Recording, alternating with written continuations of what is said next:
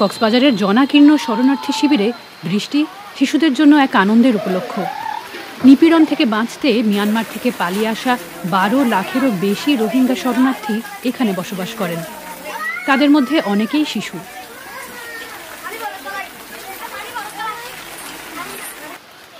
Hamidur Rahman UNICEF পরিচালিত একটি শিক্ষা কেন্দ্রে 3য় শ্রেণীর শিক্ষার্থী ছিলেন।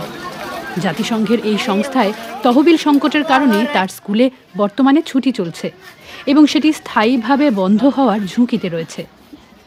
আমার স্কুল এখন বন্ধ, আমি ঘরে পড়া পড়ি, আমার ভালো লাগে না। আমার খেলাধুলায় দিনটা যাচ্ছে, সাইকেল চালাই, মাঠে খেলাই, এটাই দিন যাচ্ছে। ইউনিসেফের শিক্ষাকেন্দ্র থেকে বিনামূল্যে পাওয়া ব্যাগ এবং বইগুলো রেখে দিয়েছে হামিদুর।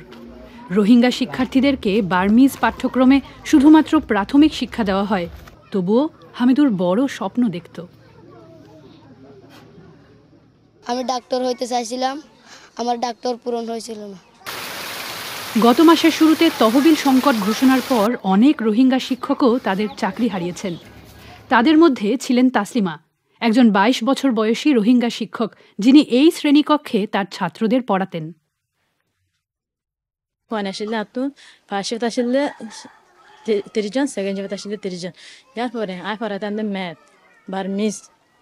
বার্মিজ সোশ্যাল স্টাডি ইনাই পড়াইতাম, কিতাব অকল বই অকল হলম অকল বেশি ভালো ভালো কি অকল দিতাম, মেট্রিক অকল দিতাম, বেশি সুযোগ সুবিধা অকল মানা পরিবার কি দিতাম ইতারে। আর তো বন্ধ হওয়ার পরে ফোনের বেশি কেউ গিয়ে আর তো স্টুডেন্ট অকল বেশি কেউ হতে হইয়া আর নিজলে কেউ হতে হই। যে শিক্ষার্থীরা ইউনিসেফ অর্থায়িত শিক্ষাকেন্দ্রে পাঠ নিচ্ছিল তাদের কয়েকজন রোহিঙ্গা যুবকদের পরিচালিত ব্যক্তিগত শিক্ষা প্রতিষ্ঠানে যোগ দিয়েছে। তারা বিনামূল্যে শিক্ষা দেন, কিন্তু শিশুদের একটি ক্ষুদ্র অংশের জন্যই শুধুমাত্র জায়গা রয়েছে।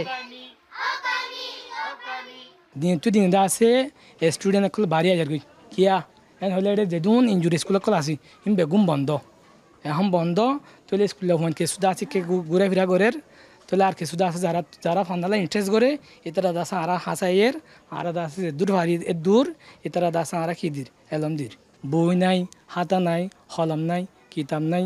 ইয়া বাদে ফোনে তো ঘন্টা 2 ঘন্টা বাদ যাবে ব্রেক টাইম লো, ইয়ে মাঝে ফোনে কিছু নাস্তা খানা টানা দেওয়া করি ইবে দিনে ভারির।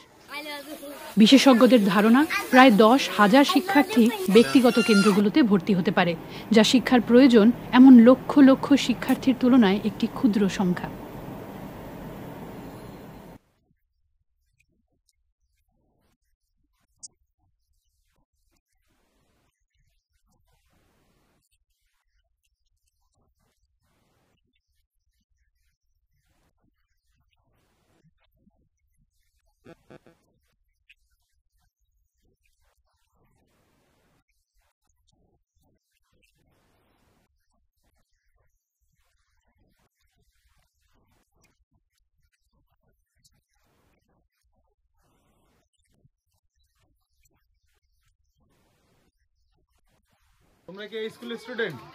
ইউনিসেফ শিক্ষা কেন্দ্রগুলো ছাড়া হামিদুরের মতো ছাত্রদের ভবিষ্যৎ অন্ধকার।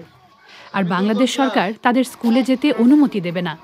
তারা চায় সব রোহিঙ্গা শরণার্থী মিয়ানমারে ফিরে যাক, কিন্তু তা শীঘ্রই ঘটার সম্ভাবনা কম।